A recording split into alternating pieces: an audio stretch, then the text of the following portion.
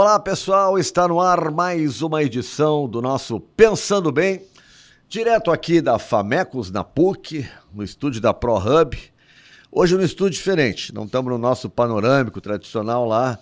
Hoje é o estúdio número 2, Juliano. Exato, mas o estúdio número 2, ele é... Já fizemos o Papas da Língua daqui. Também, ele é bonito esse estúdio também, lindo, só que ele é mais interno, ele não tem vista. Sim, ele não para tem o a jardim. vista panorâmica, né? Exatamente. Porque daqui a pouco vai estar alguém, quem está nos acompanhando no YouTube, né, na live, na Aldeia Global, vai estar dizendo assim: Nando, abre a cortina aí atrás pra gente ver. Não fechei a cortina, é que nós estamos juntos. Abre a cortina do Cerrado. Isso. Programa na FM Cultura, todos os sábados às 9 horas da manhã, feito aqui da PUC, com a parceria da Matinal Jornalismo. E hoje a gente vai entrevistar Christopher Belchior Goulart, advogado, escritor, figura política brasileira, neto do ex-presidente João Goulart e o único neto que ele conheceu. Seja bem-vindo, Christopher. Obrigado, Nando. Obrigado, Jeremir.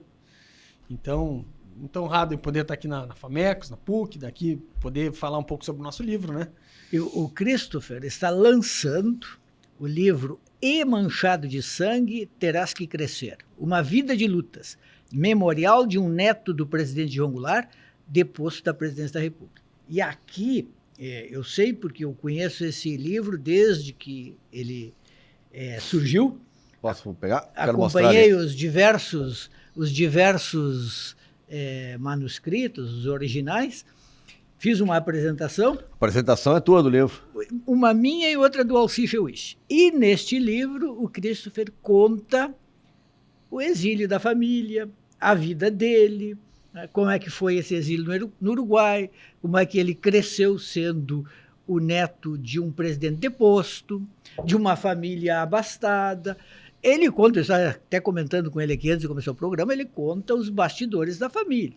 É uma família que foi abalada pelo golpe e que se desestruturou um pouco, é isso que aparece no livro. Um presidente deposto, né, Júnior? Não é todo dia, né? Não é.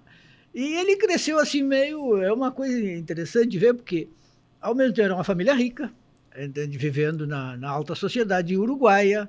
O presidente Jango era um homem bom de negócios, se tornou um dos empresários mais ricos do Uruguai, com fazendas e tudo. Mas tudo isso deu uma balançada no coreto, assim. Então, o que o Christopher conta é de um jovem que cresce meio à deriva. Né? Meio à deriva, e em alguns momentos ele vai contar umas histórias assim, né, de arrepiar. Uhum. Basicamente o seguinte: sexo, drogas e rock and roll. Nem tanto, né? Eu vi que tu nasceu em Londres, é isso? Nasci em Londres, E tu tem cidadania Sim. brasileira, também uruguaia? Eu tenho nacionalidade inglesa, deve ter também. Eu fui registrado na Embaixada Brasileira de Londres. Eu nasci 5 de outubro de 76. Essa foto que abre a capa do livro é a foto que meu avô foi até meu hospital, até eu nasci em Hammersmith, hospital de Hammersmith. E ele estava lá? Uma velha Polaroid, tirou essa foto, que é a única que eu tenho com ele, depois ele voltou, e 2 meses depois ele faleceu. Eu nasci 5 de outubro, ele faleceu 6 de dezembro. Porque os teus pais estavam morando em Londres, o teu pai estava no exílio. O que acontece? Quando meu avô ele já estava na Argentina, porque depois do golpe do Uruguai, teve golpe no Brasil, de 73 teve um golpe no Uruguai, o Perón convidou meu avô para a Argentina, porque eles tinham uma relação já, desde os tempos que meu avô era ministro de Getúlio Vargas, ministro do Trabalho, eles já tinham uma relação, né? No livro eu falo que eu acho muito interessante isso. O Perón, imagina, meu avô já era um presidente exilado, e o Perón chamava ele de Janguito, que o meu avô nunca chamava, meu avô chamava de presidente. Os dois tinham sido presidente. Eu acho muito interessante essas passagens. Janguito. É que o Perón estava mais, digamos assim, em paralelo com o Getúlio Vargas do que com o Jango. A idade e tudo, né? E o fato é que o Perón convidou meu pai, né? Convidou meu avô, foram pra Argentina, mas o que acontece? Aí o Perón faleceu, assumiu a Isabelita Perón, aí veio o golpe lá do general Videla, justamente em 76, que é o ano que eu nasci. Bom, e aí a Argentina foi o auge das torturas e assassinatos, né? Fala-se em 30 mil assassinatos pela ditadura militar. Então, assim, meu avô sempre foi perseguido político número 1 da ditadura. E começaram a perseguir meu avô também, né? Tanto que no Hotel Liberty, que é onde meu avô ficava, lá assassinaram dois políticos uruguaios, que era o Selmar Michelini, senador, todos amigos do meu avô, e o Gutiérrez Ruiz, foram assassinados. E no escritório do meu avô foram atrás. Meu avô tem um escritório comercial, entraram, vasculharam, não acharam. Em paralelo a isso foi descoberto, parece que foi vazado em um jornal, perguntei para o meu pai, ele confirma, um jornal de Mar del Plata, que tinha sido descoberto algo no sentido de que o Jango era uma das... parece meio estranho, né, no primeiro momento, porque como é que a ditadura vai lançar num jornal que está sendo que o Jango era perseguido? Mas parece que sim, meu pai confirmou. Então meu avô mandou meu pai e a minha mãe para um país seguro, eles foram estudar. Meu pai tinha 19 anos, minha mãe 18. Então foram estudar na Inglaterra, em Londres. Teu pai é... Meu pai é João Vicente Goulart. É o João Vicente, Que tá? hoje minha mãe é... Estela Katz. O João Vicente hoje é presidente do PCdoB. Pai foi candidato à presidência da República em 2020, né? 2020 não, 18, né? E hoje é presidente do PCdoB de Brasília. Ele era do PPL. Bom, ele era um dos fundadores do PDT, né? O nome dele está lá na Carta de Lisboa, lá de 1981. E que era... Na verdade, a Carta de Lisboa era para fundar o PTB. Mas aí teve aquela articulação, né? Que no final o Golbery do Couto Silva entregou para Ivete Vargas a sigla e aí o Brizola criou o PDT. Então, de lá para cá, né? Meu pai foi presidente do PDT, enfim... Presidente do PDT não, foi deputado pelo PDT, mas o fato é que hoje está no PCdoB. Eu me lembro do teu pai bem jovem, porque eu era estudante de História aqui na PUC, e o teu pai foi estudante ali, agora Sociologia ou Filosofia? Foi estudante de Filosofia. Filosofia. Filosofia. E já era deputado. Já era deputado, e era uma sensação, porque filho do Jango, na faculdade de Filosofia. Imagina, estão falando aí em 81, 2, né? Exatamente. Jango tinha falecido em 76. Quer dizer, a memória afetiva estava vivíssima ali. Agora já se passaram 48 anos do falecimento do meu avô. Você vai passando, os amigos... Presta o livro aí, Nando. Aliás, temos de registrar, Nando, que está aqui no estúdio também, um dos irmãos do Cristo. É verdade. O João Alexandre, que é formado aqui na FAMECOS. Quase foi meu aluno. E que é com quem eu tenho muita afinidade, aí, um cara sensacional, aí, espiritualidade, uma sensibilidade muito diferenciada. Como é que é o nome? João Alexandre. João. Sempre me acompanha em tudo aí também. João, tu lamenta ou tu agradece o fato de não ter sido aluno do Juremir? Lamenta. João diz que lamenta muito. Esse Nando é um traíra. Olha só, assim, uma passagem do livro para o nosso ouvinte saber da sensibilidade do autor e dos problemas vividos. Teria que conviver com aquele fato. Eu era filho de João Vicente, neto de Jango e de Maria Teresa. Praticamente um trampolim para pretexto de interesses mais lucrativos, pouco nobres, de tantos amigos, entre aspas, que surgiam. A lembrancinha que os convidados levaram de minha festa de aniversário de 1 ano de idade era uma foto minha com uma frase que dizia: meu coração está cheinho de gente que me quer bem. Se você quer um lugarzinho, pode crer que ainda tem.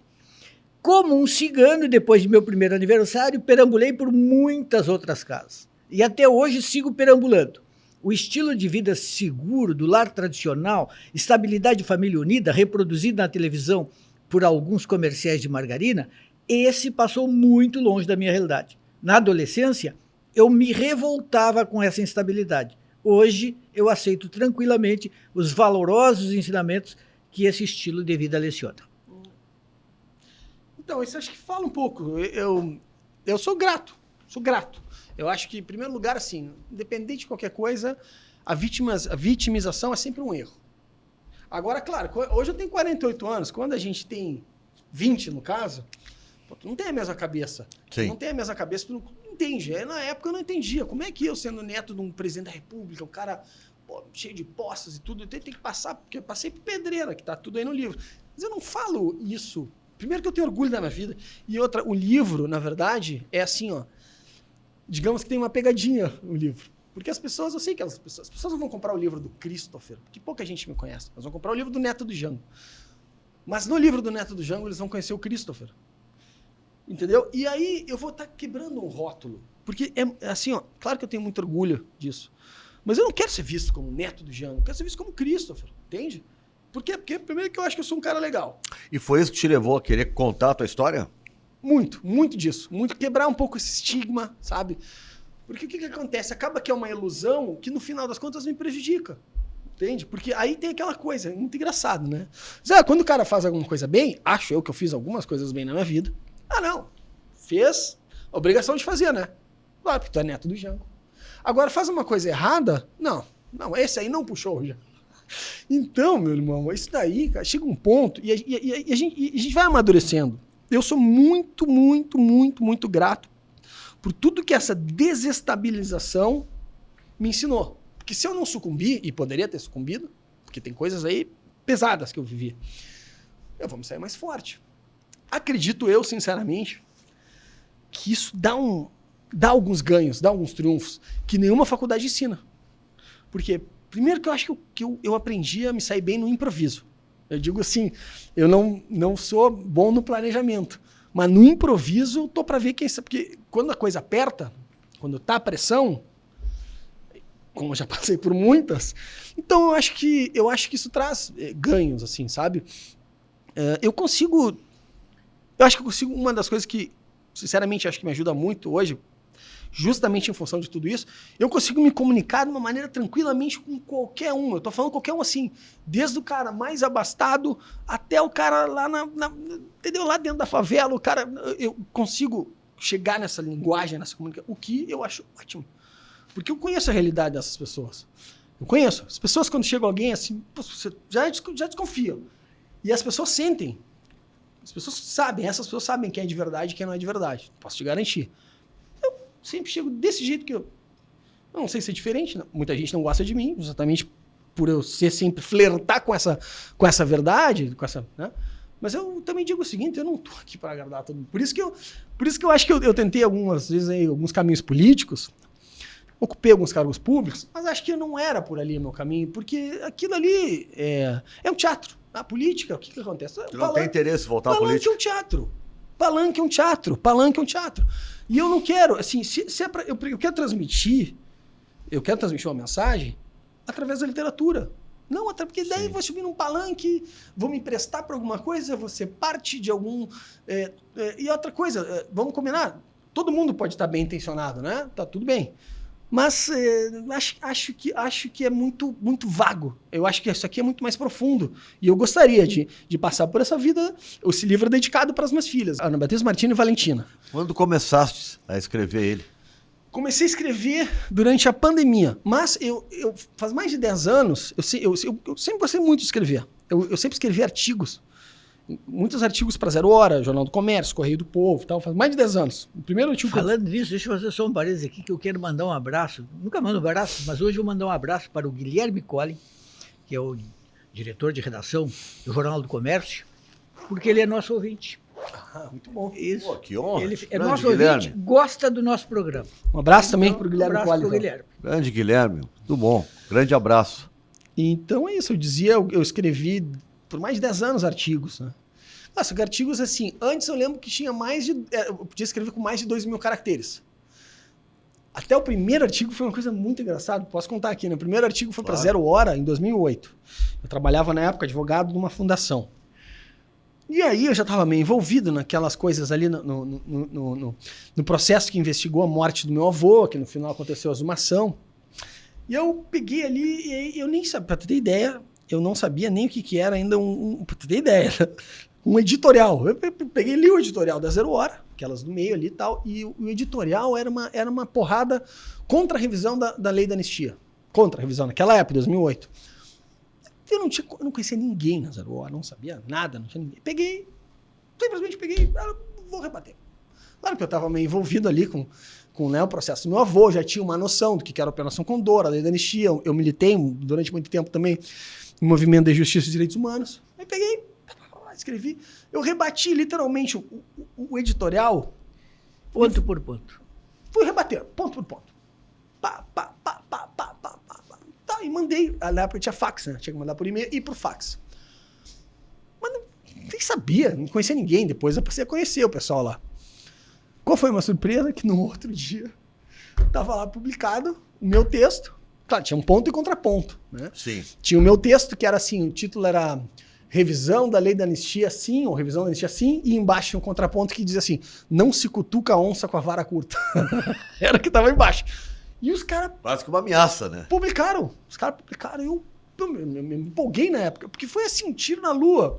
Depois eu passei a conhecer o pessoal, passei a ligar e tal. Aí conheci lá o Nilson Souza, o Clóvis Malta, na época, a Suzete, toda aquela turma ali. Depois conheci o Túlio. Mas sempre foi uma relação, como é que eu vou te dizer?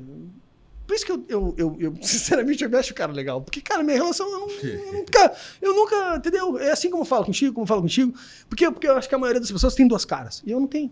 E as pessoas se dão conta disso. Christopher, em Entende? determinado momento da tua vida, de jovem, tu resolveste vir morar em Porto Alegre. Saíste de Montevidéu e vieste morar em Porto Alegre. E em determinado momento tu te viste meio abandonado num casarão na Vila Conceição, Pá. que era frequentado por pessoas, as mais curiosas personagens, e tu contas que lá pelas tantas tu estava meio assim, perdido, até com precisando de dinheiro, que tu começasse a vender algumas coisas. Sim.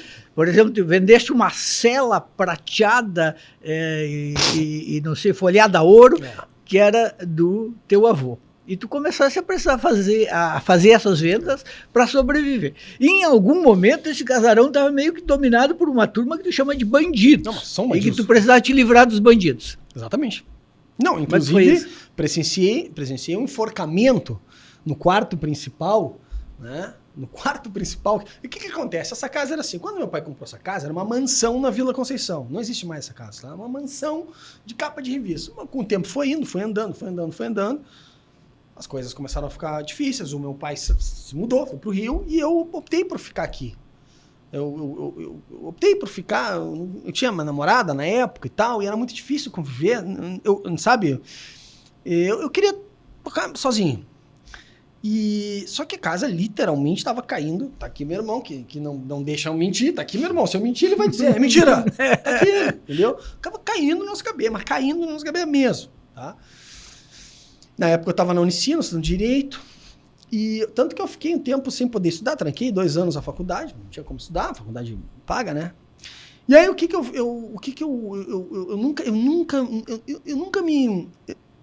nunca cultivei assim. Até posso ficar triste 1, 2, 3 dias, mas assim, eu procuro fazer do limão uma limonada. Eu digo, cara, essa casa está caindo na minha cabeça. Eu não estou conseguindo nem estagiar porque eu estou fora. O que eu vou fazer? Eu não esqueci de falar, eu sempre tive uma ligação muito grande com música. Sou baterista. Eu toquei em bandas. Por 2, isso que 3 eu anos. disse que era sexo, drogas e rock and roll. Então assim, sexo, por que ele falou isso? A família depois veio, o pai da Juliana, o Zé Vicente. Sim, era um guitarrista todo. A gente tem uma ligação com música. Mas por que o Juremir falou isso, sexo, drogas e rock and roll? Porque eu comecei a fazer festa lá em casa. Do cara. Sim, as festas eram... Isso aqui tá caindo na minha cabeça. Festas de arromba. Festa de arromba. Tá caindo na minha cabeça. Frequentava as festas? Não. Mas se eu convidasse Fala ele... com uma autoridade dessas festas aí, Olha achei só, que estava lá presenciando tudo. Uma época primeiro eu publiquei um livro sobre a legalidade, Vozes da Legalidade, depois eu publiquei um livro sobre o Jango. E o Christopher me ajudou muito na elaboração. E a gente rodou muito o Rio Grande do Sul fazendo palestras. E terminava a noite nas festas. Não, ele me contava tudo. Tá. Eu aprendi a conhecer, por exemplo, o fato de que o Christopher conhece muito a história das ditaduras do Cone Sul. Ele realmente, apesar de ter nascido quando o avô dele morreu, ele estudou a vida da família, ele estudou o período, então eu andei muito com ele por aí. Desde sempre te interessou por isso, desde pequeno, queria saber qual era a história do teu avô, aquele presidente que foi exilado, que depois foi... Sim. Só para concluir, essas festas a gente fazia para ganhar dinheiro. Não tinha grana, então cobrava, fazia em público. Era festa para 1.000 pessoas, com banda ao vivo, com música, botava segurança, o negócio era profissional. Na época, era a rádio Ipanema, que a gente ouvia. Sim, Ipanema. Cátia Suma, tal, não sei o que. Botava pra quebrar. Eu digo, cara, já que tô nisso daqui, Agora tem que imaginar sobre a cabeça de um Aproveitar guri pra de fazer 20 e um- poucos anos. Aproveitar para fazer o comercial da Kátia. A Kátia hoje ela tá numa rádio dela, que é a Rádio Elétrica, que é muito legal, online. Sim. Então quem quiser ouvir música boa, brasileira, internacional. E ela tem muito bom gosto. muito bom gosto. É. Desculpa. Não, Segue. então foi daí que veio, sabe, as coisas. Né? Não tinha água, não tinha luz, a gente dava um jeito, de qualquer maneira, tipo... Mas aí tu vai me dizer assim, cara, eu tinha que fazer alguma coisa. Tá, daí Era tu uma botou questão- todo mundo pra rua e ficou sozinho naquela casa. Não, aí depois... Primeiro, como é que esses bandidos tomaram conta da casa? Daí vem outro capítulo. O que acontece? Não tinha mais como morar na casa, tava caindo. O chão tava caindo, literalmente, né? Aí eu aluguei um apartamento, saí ali perto na frente da churrascaria Garcias, ali perto da Praia de Belas, ali. Minha avó que alugou pra mim até na época. Tá. Voltei a estudar, mas eu tive que sair dali. O que acontece? Pra casa não ficar sozinho, imagina, uma mansão, qualquer um podia entrar, abandonada, mas enfim. Aí a minha avó, através de uma amiga dela, que já faleceu, colocou o sobrinho dessa pessoa lá dentro. Tá? Que eu não falo o nome deles aí, porque esses caras estão aí ainda e foi uma história muito pesada. Colocou o sobrinho dele lá dentro, tá? Bom, aí que entrou essa gente, e o que esse cara fazia? Esse cara, na verdade, ele entrou com a ideia de ficar com a casa, entendeu? De amanhã depois entrar, fazer como o capião, ficar lá dentro. Sim, se estabelecer. Quis se estabelecer lá, entendeu? E aí foi chamando, porque podia dar certos benefícios para quem tá no regime semiaberto, pro cara poder trabalhar, assinava a carteira, o camarada ia lá pra dentro, botava mais um bandido lá dentro. Eram bandidos mesmo. Não. Eu tô falando, não é força de expressão. E aí o que acontece? Eu vi que aquilo ali... Aí certo dia cheguei lá em casa, depois ele botou outro cara lá dentro. Aí certo dia eu cheguei lá em casa e tinha um cartaz gigante, né? Empreiteira, não sei das quantas, que era do cara. Cartaz gigante. Eu, pá, que é isso, né, cara? E ele botava esse pessoal do semiaberto pra trabalhar. Pra trabalhar lá, entendeu? E meio que se adonando. Porque a ideia deles era se adonando. Só que aí tinha... Entendeu? Entre eles, entre a mulher dele e a mulher dele, tinha um conflito ali entre eles. É pesada a história, tá? Mas é o que eu vivi. Tinha um conflito... Tá tudo no livro também. Tá tudo no livro. Então, tinha um conflito entre eles porque esse cara, ele assediava a filha da mulher dele. Nossa. Mas assediava de uma maneira absurda. Entendeu? O cara andava pela tubulação da casa, dos ar-condicionados, fazia furo nas paredes e tal. Então, entre eles também se quebraram ali dentro. Vila Conceição era na Zona Sul. Na sul, Sim, eu parte sei. nobre da cidade. Sim, subindo ali. à Ou direita, seja, uma não. gangue tomou conta da tua Não, e aí o que casa. acontece? Eu, na minha ingenuidade, eu dizia assim, cara, esse daí é o último patrimônio que eu tenho. Mal sabia eu que a casa estava hipotecada, já não sei o que e tal. Mas na minha ingenuidade, cara, vou lutar por isso daí. Não tem, não vai levar. E eu tinha 20 e poucos anos. E eu ia lá, enfrentava os caras, não sei o que. Várias vezes eu fui, inclusive com papel para ele assinar de comodato. Não, tu vai assinar isso aqui, comodato, tu vai sair tal. Eu cheguei aí, te juro por Deus, cara. Eu cheguei aí até ia lá com 38 na cintura, falar com o cara. Tudo isso eu vivi, tá? E eu sou grato, eu acho. Nessas alturas, o ouvinte está querendo saber o seguinte: como é que enforcaram uma mulher no Bom, quarto principal da casa? Mas aí foi entre eles, porque no fato é que eu fui tirando um por um de lá. Certo dia eu cheguei, tava com a namorada no Rosa, tal, cheguei em casa ali, tal, eu namorava ali, né? Cheguei, na Vila Conceição, um cartaz assim, é engraçado, cara, mas é engraçado. Cartaz gigante na porta da Vila Conceição, bairro nobre de Porto Alegre. Vende-se peixes. Eu olhei, você tá de brincadeira. Era na tua casa que vendia Na casa. peixe. Não, vendendo peixe. Vende-se peixes. Eu digo, tá, mas vai ser agora. Vai ser agora, porque tinha outro cara lá dentro. Eu cheguei, entrei, tinha um cara lá, eu digo, meu irmão, o que é esse negócio aqui, cara? Não, porque tu vai vendendo peixinho, cara, tu vai vender peixe lá naquele lugar. Que tu tá... Aí eu, moleque, peitando os caras, né? Não tem. Constrangi esse daí na frente de todo mundo. Foi tão grande o constrangimento, porque ele tava fazendo uma jantinha, um negocinho lá. Foi tão grande o constrangimento que esse aí caiu fora. Esse foi o primeiro. O outro caiu fora, o outro bandido, tá tudo no livro. Uma vez, cheguei em casa, porta quebrada, não tinha ninguém e tal. Eu digo, eu sei o que aconteceu aqui. Porque tinha umas armas lá, que o presidente Tito da Iugoslávia tinha deixado, o presente que tinha dado para meu avô, não tinha valor, assim, digamos assim, de segunda linha, mas elas tinham um valor histórico. E eu tinha certeza que, eles foram direto. Eu sabia onde é que estava, eu digo, foram lá pegar as armas na hora. Dito e feito, cheguei lá, não estavam as armas. Eles tinham feito todo um esquema, né? Aí eu digo, não, tudo bem. Aí eu pensei, não, tá bem. Já sei como é que eu vou resolver. Chamei todos ali. Digo, olha, cara, primeiro que o cara que tava... Aí eu mandei mais um embora, né? Digo, não, tu tinha que estar aí, tu não tava, agora tu vai embora. E como eles estavam macumunados entre eles, o cara foi embora. Aí pro casal que ficou, eu disse, cara, não tem problema. Mas eu vou te dizer uma coisa. Aí eu inventei uma história. Disse, cara, isso daqui não é um furto de um bem pessoal. Isso aqui é um furto de um patrimônio histórico. Isso aqui tem valor nacional. Então isso aqui eu vou botar a inteligência do Estado. Eu já inventei, ó, isso aqui é tipo o FBI, meu irmão. Isso daqui, meu velho, quem pegou isso aqui vai estar mal, porque a polícia da inteligência do governo do Estado. Eu fiz um carnaval, vai investigar, vão querer saber tudo da vida de vocês. Aí na época, quem era o secretário de Estado? José Otávio de Armando. Fui lá, bati no José Otávio de Armando, me recebeu super bem, diga-se e tal. Expliquei pra ele e tal. E eu fui aumentando a história, né, cara? Fui lá, falei com o secretário de Estado, ó, eu não quero estar na pele de quem fez isso daí. Agora. E eu sabendo que era ali o negócio, né? Só jogando. Pá, dito e feito, deu uns dias assim, bateram na porta ali, eles mesmos. Cris, o pessoal me chama de Cris. Cris, apareceram as armas. Apareceram. Tava lá no canto, lá no... apareceram. Devolveram as armas. Devolveram as armas. Bom, aí como é que essa mulher... Como é que enforcaram a mulher lá? Porque aí tinha esse problema. Entre ele, esse cara assediava a filha dela. Assediava, queria estuprar a guria. E aí ela ficou sabendo tal, e se revoltou. E aí até hoje é uma história muito doida.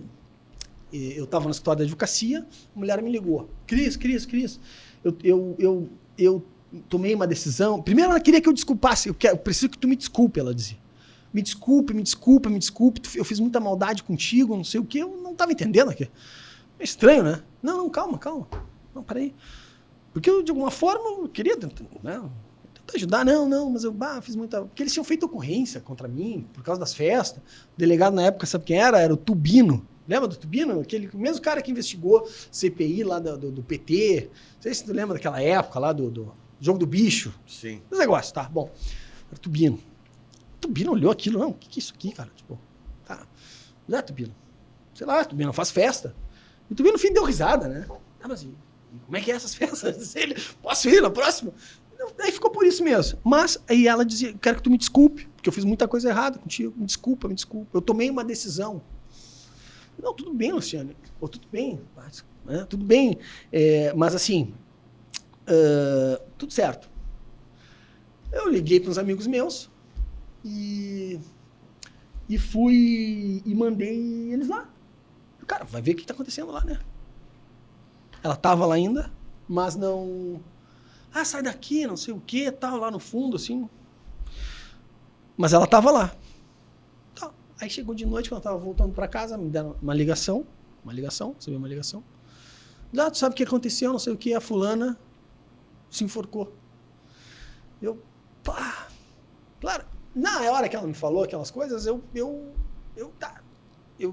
dava, parecia que aquilo ali era um suicídio, né? E eu digo, bom, fui para lá, tal, tava coisa lá, participei, o dono da casa, tal, não sei o quê. Aí o que acontece? O Tubino foi, né? Fez as investigações prévias. E a causa da morte tinha sido traumatismo craniano. A causa mortes. E que daí que o Tubino lembra que me falou, disse, olha, tá vendo isso aqui, ó? A história é pesada, mas é o que eu vivi. Então, né, o que eu posso? A gente não escolhe o que a gente vive, né? Você não acha que eu ia achar legal um jovem de 25 anos passar por isso, né? Mas o que eu vou chorar? Não, cara, eu vivi isso, né? O que eu vou fazer? Tá, tudo certo. Se amanhã depois acontecer de novo, eu já sei como passar. Não acho isso legal, mas é o que eu vivi, entendeu? Aí o Tubino me disse, não, cara, tá vendo isso aqui, ó? Não é, essa marca não pode ser aqui, ó. Porque marca de enforcamento tem que vir aqui. Eu sei que é pesado. Ou seja, ela foi assassinada. Forjaram a cena, tal. Bom, daí o cara foi preso lá, depois soltou, não sei o quê. Aí eu mandei embora depois, o cara, o que mais que falta agora? O que mais que falta, cara? Entendeu? Apareceu uma pessoa. Aí o cara foi embora. Foi, depois voltou ainda. Depois eu mandei embora mesmo. Ele foi, depois ele voltou, daí eu peguei uns amigos. Não, meu irmão, agora tu vai sair daqui. Chamei um frete, botei todas as coisas dele no frete, vou, meu velho, dei na época, sei lá, R$500 pra ele, de uma das festas que eu tinha feito, cara, agora tu vai embora. Não, porque não sei, claro que o cara queria, né? Não, agora tu vai daqui, tu vai embora. O que aconteceu com a casa? Hoje, jogaram a casa, não tem mais casa. Ele tem um condomínio hoje, fizeram um condomínio. Tu conseguiu vender ela? Sim. A casa era do teu pai. A casa do meu pai, mas tava cheio de problema, rolo. Então eu vivi isso, né? Outra coisa que eu vivi também lá, que eu também conto, né? Nós não precisamos só esses detalhes, porque são detalhes do livro. Mas tinha um cara lá que era muito meu amigo, que era o Julio Vidal Laque, que era... Tu conheceu o Julio ou não? Não conheci. O Julio era um cara fantástico. Eu digo sempre que era meu guru espiritual. Até hoje eu sonho com ele, era um cara de barba assim. O Julio tinha sido um cara que meu avô adotou ele. Uma vez meu avô no Hotel Linda... Para quem esteja chegando agora, o avô do Christopher foi João Goulart. Uma vez meu avô estava em Montevidéu, dando uma entrevista no exílio, o Julio era um uruguaio. E o Julio era um artista plástico, pintava em carvão, sabe, retratos e tal. E ele me disse, né, assim que meu avô ficou amigo dele. Aí o meu avô estava dando uma entrevista lá e reparou que não tinha, o Julio de longe reparou que o cara que estava fazendo a entrevista parece que não tinha um fotógrafo. E aí o Julio de longe começou a fazer fazer o rosto do meu avô. Terminou a entrevista, o Julio chegou e disse, presidente, le traigo esto, né? Pai, mostrou o retrato em carvão pro meu avô. A partir daí meu avô acolheu ele. Esse cara ele foi acolhido, morou as fazendas do meu avô, lá no Uruguai, o tempo inteiro e tal. E o que ele era? O Julio era um artista plástico de rua. Então, assim, naqueles tempos, um gorleiro, tipo assim, ele pintava pintura a óleo. A óleo era mais caro. Ele pintava a carvão, né? Lápis de carvão é mais barato. A óleo, mais caro. Só que na época ele era um personagem, gorleiro, um verão. Cada quadro daqueles ele vendia por $100, $150, pintava, tomando um uísque e tal. Só que depois aquilo foi terminando, a idade foi pegando. Ele continuou sempre com, digamos assim, meu avô morreu, aí ele continuou morando nas casas do meu pai, morava sempre nas dependências. Era tipo como se fosse um guru. Não, Alexandre?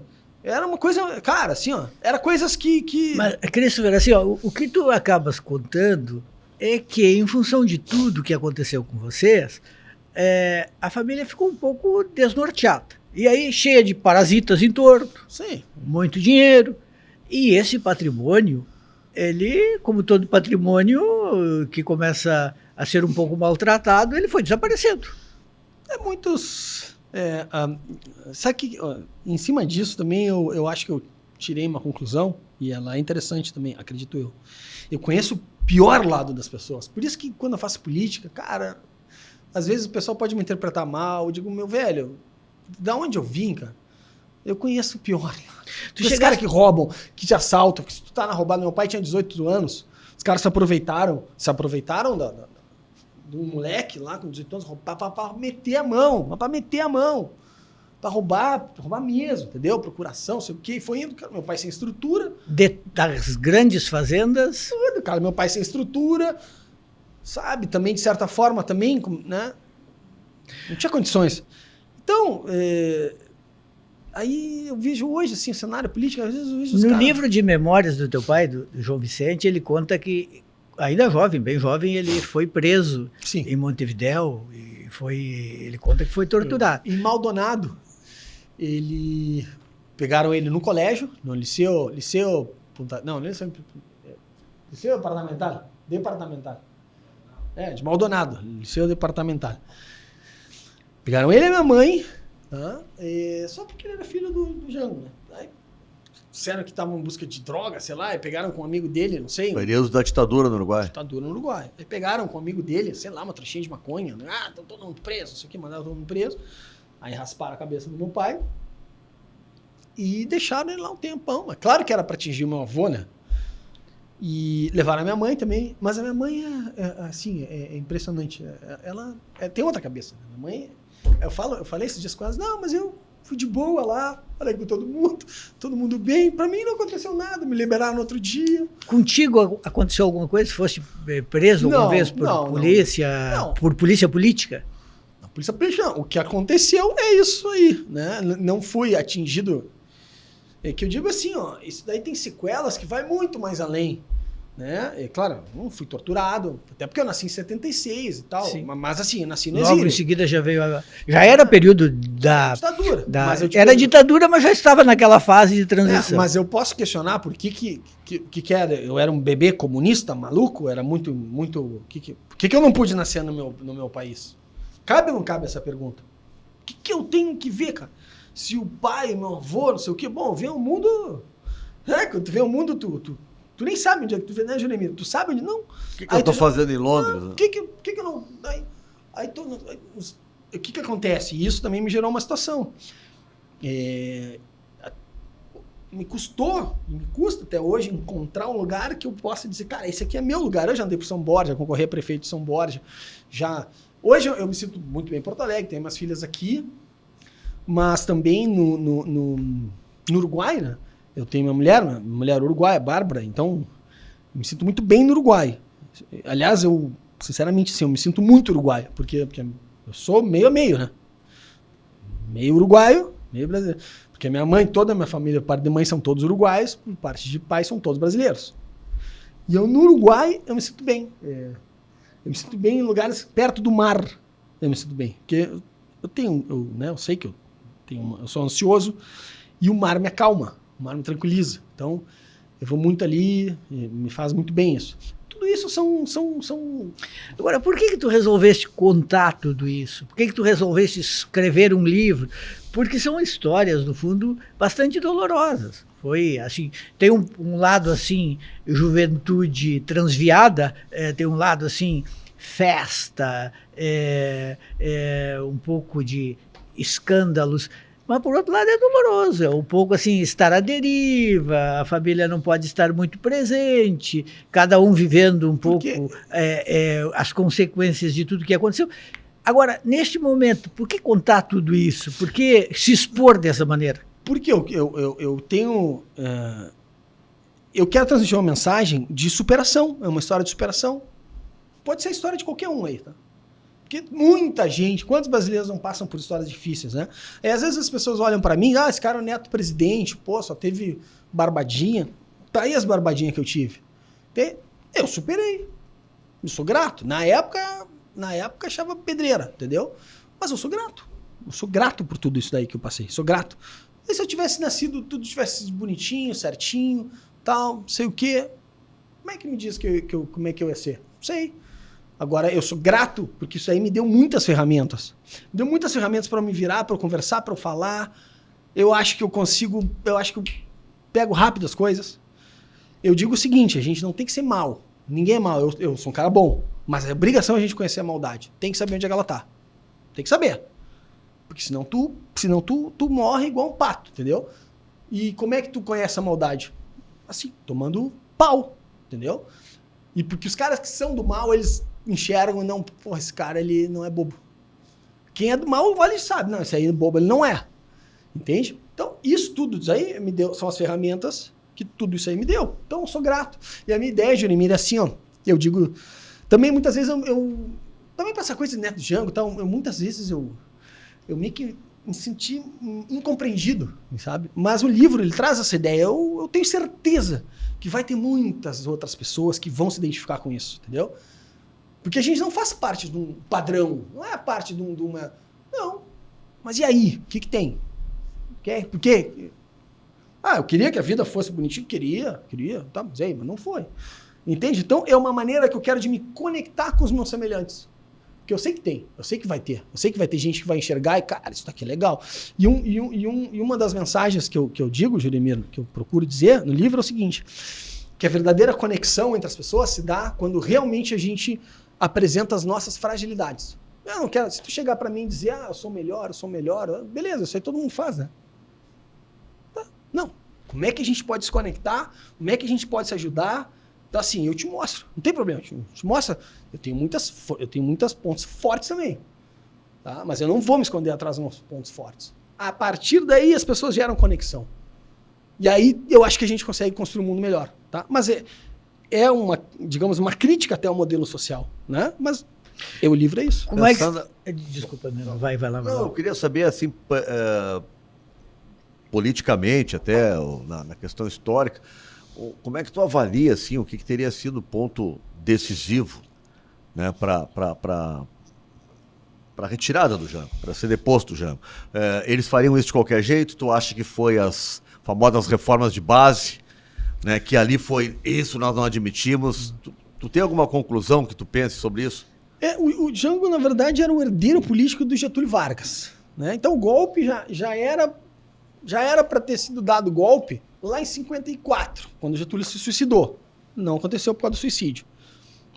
E o Jango acabou sendo presidente por uma obra do destino, porque ele não tinha sido eleito para ser presidente. Tinha sido eleito para ser o vice-presidente. Aí o Jânio Quadros renunciou. Aí que os setores reacionários, mas a gente não estava contando com isso, porque imagina, os caras tinham elegido o Jânio Quadros, que era o queridinho deles. Tá tudo certo. Aí de um dia para o outro o cara enlouqueceu, tomou um uísque, não sei que, tomou um trago lá e renunciou. Aí caiu a ficha dos caras, mas vem o Jango de novo. Que nunca eles iam... Como é que tu vai imaginar que o cara, 7 meses depois que se elegeu presidente, 7 ou 9, vai renunciar? Sim, eram de partidos diferentes. Partidos diferentes. Outro momento. Aí que o pessoal... Aí veio aquela coisa do... Né, os 3 patetas que entraram na história, né? Era o Grumos, Silvio Reck, Grumos e Odile Dene. Os ministros militares. Silvio Reck, Grumos e Odile Dene. Fizeram um manifesto que eu vi que o presidente não podia assumir. Entendeu? Sendo que, constitucionalmente, ele estava eleito pelo voto. Então, e aí veio toda a questão da campanha da legalidade, aí surgiu o Brizola e tal, e aí meu avô acabou assumindo em 7 de setembro de 61, mas ele entendeu que tinha que assumir com... Mas tu imagina a reação que ele causava a ponto de ele, que foi eleito, sistema democrático, regime parlamentarista, dizer, não, eu estava tudo bem, eu vou assumir, mas eu vou assumir no regime parlamentarista, não no presidencialista. Já isso por si só já é uma loucura, né? Por quê? É que nem dizer agora... Mas isso foi imposto a ele? Foi decisão dele. Ele acatou isso, foi a maneira que ele encontrou para poder assumir, senão foi uma forma que ele para querer dizer que ia fracionar, né? E o primeiro-ministro era o Tancredo Neves. Tancredo. O Christopher, como é que tua família está recebendo o livro?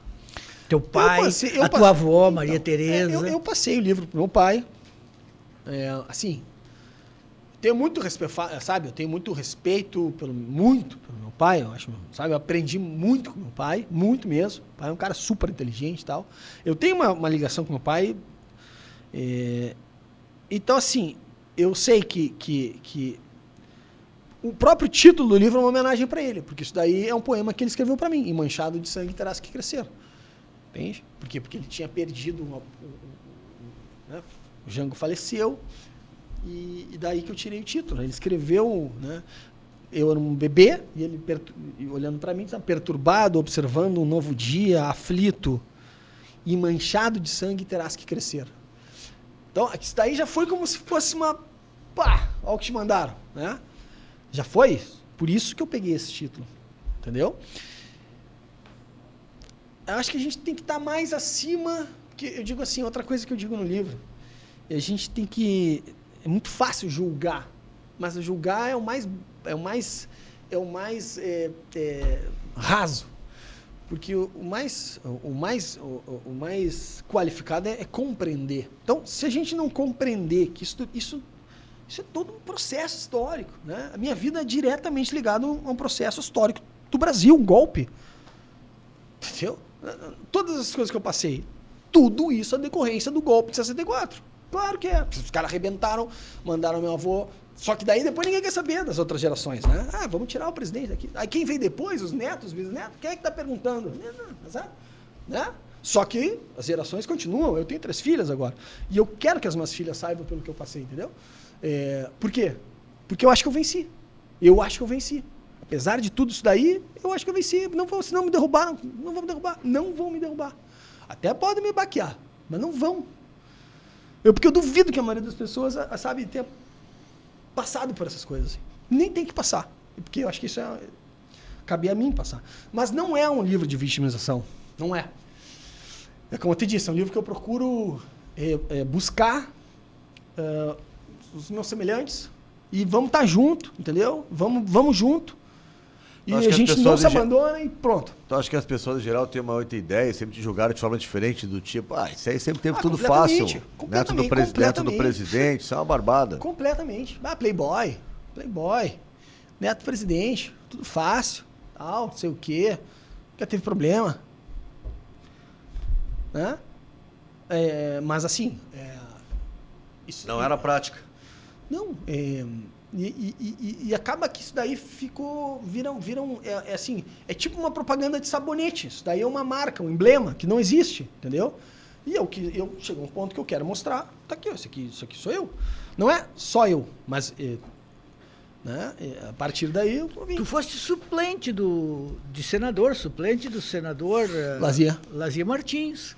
Eu acho que ele vai te entrevistar lá na Guaíba sobre o livro. Olha, eu fui indicado para ser suplente do Lazia pelo meu partido. Lazia se elegeu pelo PDT. Pelo PDT. Depois passou para outros 2 partidos e nós, politicamente, nós rompemos ali na situação do golpe contra a Dilma. Né? Por quê? Porque eu segui a orientação do meu partido. Eu fui coerente com o meu partido. Ele seguiu outra orientação. Então, a partir dali as coisas... Aí eu saí do gabinete, enfim, né? Se eu tivesse ido pelo lado prático, teria ficado bem quietinho, né? Mas também não tenho como me arrepender disso, porque ali eu participei do comício lá do dia 1º e eu sempre lembro muito do Carrion, Raul Carrion. Eu tenho muito respeito, muito carinho por ele.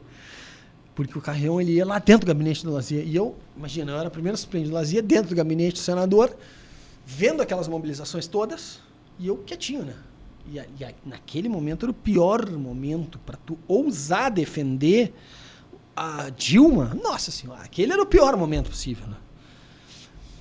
E então, assim, eu quietinho, né? Aí vendo aquelas mobilizações, 1 milhão de pessoas, os verde e amarelo na rua, aí bem pouquinho defendendo, né, os comunistas. E eu quieto na minha. E o Carrion ia lá dentro do gabinete do Lazia e estava chegando o dia 1º de abril, que era o dia do golpe do meu avô. Então, dia 1º de abril chegando. E o Carrion lá dentro. E o cara, tu vai te acovardar? É assim o Carrion. Não acredito, cara. Pô, um cara que tem toda a tua história, meu irmão. Então, um cara que vem de um golpe. Vai ter um ato agora, dia 1º de abril, dia do golpe do teu avô. E tu vai ficar quieto, meu filho. Meu, como assim? E aquilo me deixava nervoso, né? Eu digo, eu tava ganhando bem ali, primeiro suplente senador, mandando emenda para todo o estado. Eu digo, cara, e vi um Carrion meter aquela pilha assim, eu digo, E aí eu lembro que eu tava lendo na época, e isso me ajudou muito, tava lendo, eu relendo, sei lá, a Revolução dos Bichos. Aí lá no fim, do Orwell, né? Lá no final, eu li uma passagem que dizia assim, qualquer tentativa de você trocar a sua segurança pela sua liberdade, ou seja, a sua liberdade pela sua segurança, você fica sem uma e sem a outra, você fica sem as duas. Eu li aquilo ali e eu digo, eu estou trocando a minha liberdade pela minha segurança econômica, né? Joguei o livro para fora, vou participar. E fui lá pro evento, cantei o hino da independência, o brava gente lá, que nem um louco lá dentro, na esquina democrática, ali 200, mas eu fiz aquilo também, porque eu precisava provar para mim se eu era capaz de fazer aquilo. Eu queria fazer aquilo. Cara, eu queria ver, tanto dizem, tá, vamos ver se tu é o neto de Jango, se tu é o... Vai lá, sobe lá então, vai. E tinha uns 5 minutos ali que marcaram a minha história. Eu cantei, corri aquele caminho. Perdeu o emprego. Perdi o emprego. E um bom emprego. Mas eu acho assim, olha só, tudo tem seu lado bom. Só eu sei o quanto me prejudiquei financeiramente. Mas eu ando de cabeça erguida em qualquer lado, cara. Eu ando de cabeça erguida em qualquer lado, onde eu vou. Porque eu acho que eu faço coisas que, no fim, parecem absurdas, mas são coerentes. Absurdas sobre um lado, assim, se eu faço o mandato, sabe quando é que terminaria o mandato? Terminou o mandato em 2022. E lá era 2016. Eu ficaria 16, até dia 22 lá, ganhando bem pra caramba dentro do gabinete. Só que eu ia ficar quietinho. O que eu ia ser? Eu ia ser um boneco, né, manipulado, né? Não me arrependo, cara. Não me arrependo. Tu conhecesse o Mujica, né? Tive com ele o ano passado, me recebeu, tem foto ali com ele. Tive lá Nos fala um pouco pra gente como é que foi esse encontro aí. Muito legal. Super simples.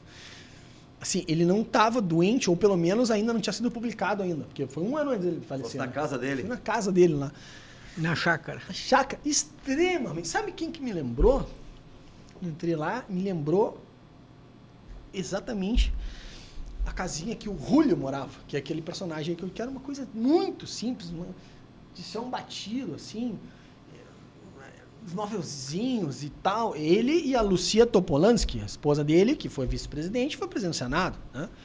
Os dois me receberam. Aí ficamos 1 hora conversando. Aliás, na tua vida, em função justamente da tua condição também de neto do Jango, tu tens encontrado personalidades da política de todos os escalões. Sim, tenho, digamos, como é que eu vou te dizer, mais acesso, talvez mais acesso a um campo político. Sim, campo né? da esquerda. Mas o Jango tem uma coisa interessante, porque o Jango era um fazendeiro. O Jango era um No Uruguai ele foi um grande fazendeiro. fazendeiro e assim, empreendedor, um cara da iniciativa privada. Então até esses caras, assim, vamos dizer, do setor pecuário, vamos dizer assim, que esse pessoal é mais, né, mais Bolsonaro, vamos dizer assim, eles sempre tiveram mais dificuldade de atacar meu avô, que é diferente do Brizola. No Brizola eles Odeio. odeiam. Mas o meu avô, eles... Claro, pode ser que não seja favorito, mas eles... E tu és sobrinho neto do Brizola. Do Brizola. Tem fotos e passagens com Brizola e tal. Tem umas passagens legais. Tem uma, por exemplo, aí o dia da minha filiação, Brizola... Cara, conhecia muito a minha família, né? Mas não, eu era guri novo. Eu me filiei no mesmo dia. Primo da Juliana. Sou primo segundo da Juliana. Porque o pai da Juliana, Brizola, é primo do meu pai. Por causa da tia Neuza, né? Aí esse dia, tá até a foto aí, foi o dia que a senadora... Como é essa? Aquela senadora de Livramento? Emília. Emília. Se filiou no PDT para concorrer ao governo. Foi nesse dia que eu me filiei, né? E o Brizola não tinha familiaridade comigo. Tinha me visto alguma que outra vez, sabia que era meu pai, mas comigo não, né? E eu fui lá, né? O guri tem... que eu achava que era um terno, uma gravata e tal, cabelo cheio de gel pra trás, assim, todo nervoso. Chegou um governador, alguém me apresentou, ele olhou assim, mas olha, parece um cantor de tango. Nunca mais vi. Mas realmente, cara, eu parecia um cantor de tango. Mas tu prefere rock, né? Não, eu sou da... Minha vibe é rock. Sempre Eu foi. sei, Beatles, eu sei. Stones, Led Zeppelin, The Who, por aí vai. Eu já viajei com ele, assim, ele botava rock a toda. Não. Principalmente na volta de noite. A todo volume. Não, Rush. Rush. Sei lá, por aí vai. Eu sou Creedence é mais... Eu gosto muito de... Apesar de que a banda que eu tive, que nós tocamos uns 2, 3 anos, assim, na noite, se chamava Ácido Vinil. E era uma banda de anos 80. Então a gente tocava... Tu tá falando com um cara da área, hein? Rock brasileiro, os anos 80, não, tocavam? não. Internacional. Internacional. Depeche Mode, The Cure, Bolshoi, Oingo Boingo, Morrison, né? Morrison. Não é de Morrison. Não, eu sei, Morrissey, o Smiths. Morrissey. Smiths. Isso, Smiths. Smiths. Que mais? Por aí vai. A gente tocava essa vibe aí. Red Hot, Oasis. Não. Red Hot é Não, 90 já. Não, porque aí já mais é 90, né? Mas já é A gente tocava 90 mais já. esses clássicos, assim. Eu gosto muito, sempre gostei muito de Oingo Boingo, né? Oingo Boingo, na época era uma... E... tocava Luca, my name is Luca. Aí Sim. Os clássicos, né? Mas bombava, cara. Tocava na noite? Direto, show direto na noite. A gente tocava... Tinha uma época que a gente tocava onde tinha o garagem hermética, do Sim, lado, sim, do sim. lado ali da... Ali bombava. Tinha uma noite ali, meu Deus, eu ficava com medo, cara, porque aquele negócio, aquele chão fazia assim, ó, de tanta gente, eu digo, cara, vai cair esse negócio. Mas dava uma... Não, tem poucos sentimentos que eu tive na minha vida, assim, de me sentir... Imagina isso, tô falando uma bandinha, né, cara? Tipo, tu imagina, eu fico vendo esses caras, assim, que tu sente que tua alma tá fora do corpo. Assim, cara, aquela sensação ali de tu tá tocando, assim, tu vê todo mundo aqui, ó, tocando batera ali. Tipo assim, eu não tenho explicação aqui. E sabe por quê? Porque tu tá passando só uma energia boa pra gente, sabe? Só é uma questão de energia, né? Quando é que vai ter lançamento do livro? Então, hoje nós tivemos, aí eu quero também cumprimentar, né, o Alcicha Wish, que é um dos caras aí que me ajudou muito, o deputado Afonso Mota, deputado federal, grande parceiro também, hoje conversamos com ele. O livro já está na Amazon, pré-vendas, né? Lançamento, assim, que o livro vai mandar para as livrarias é 31 de julho. Então, quem quiser comprar hoje, vai lá no site da Você Amazon. vai fazer alguma sessão de autógrafos? Não, nós vamos fazer um lançamento. Agora, hoje nós conversamos sobre isso. E eu quero poder trabalhar bem, né? Quero... Receber as pessoas, conversar, autografar, né? Claro. E vamos ver como é que é o resultado. Porque eu gosto muito de escrever. Eu sei que depende muito, né?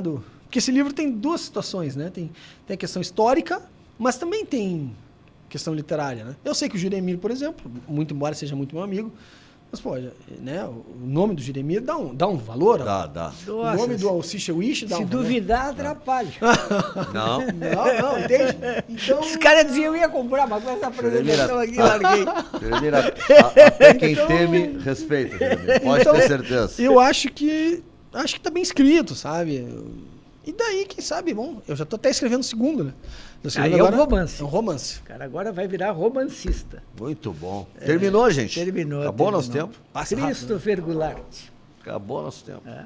Muitas histórias. Autor de E Manchado de Sangue Terás que Crescer, uma vida de lutas, memorial de um neto do presidente João Goulart, deposto da presidência da República. Joga no Google ali da vida, vai aparecer, né, onde comprar o livro. Certeza. Muitas histórias. Muitas A gente histórias. apenas assim tocou Algumas. em algumas.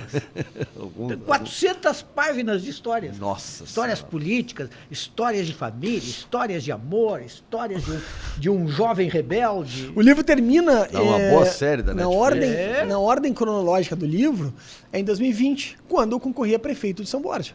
Não, tem de tudo. Campanhas políticas, sonhos, utopias, Para indicar derrotas, Para vitórias. indicar uma história de superação e dificuldade, escolher a música Alegria, Alegria. É. Caminhando contra o vento. Isso daí foi na minha silêncio, formatura. Sem documento. Eu queria expressar. É. Na minha formatura, eu queria expressar alguma coisa. Aí meti essa. Essa cheio de charadinha. Não, tá cheio de legal. pegadinha. Muito Obrigado, obrigado, Cris. eu que agradeço. Valeu. Obrigado. Valeu, Christopher. Gente, na semana que vem a gente volta com o Pensando Bem, sempre aqui na FM Cultura, às 9 horas da manhã, com a parceria da Matinal Jornalismo e também da revista Parêntese. E não teremos também na semana que vem o chororô do Juremir com o Internacional, porque o Inter não está jogando. Então também estamos Agora eu estou livres me disso. divertindo em ganhar de europeu. E estamos ganhando. Exato. Então, Pena que os né? argentinos não... Eu torci muito pelo Boca e quase deu, O né? Boca já ficou fora, né? Não, Não é mas pode quase ser, fora. pode O ser. River tá bem, né? Mais ou menos também. Mais ou Mais ou- menos. mais Bem ou dos menos. brasileiros. Tá bom. Decepção mesmo foram os mexicanos. Pachuca não pachucava nada. É. Mas ninguém espera nada assim, excepcional dos mexicanos no De- futebol. decepção Do mesmo. Brasil eles esperam. Decepção mesmo foi o Valência ter errado aquele gol ali na semifinal contra o Fluminense ali, que era pra estar Senão nós nós ali. estávamos Com lá. essa vamos embora então, porque nem me fala nisso. Tchau, gente. Até semana que vem.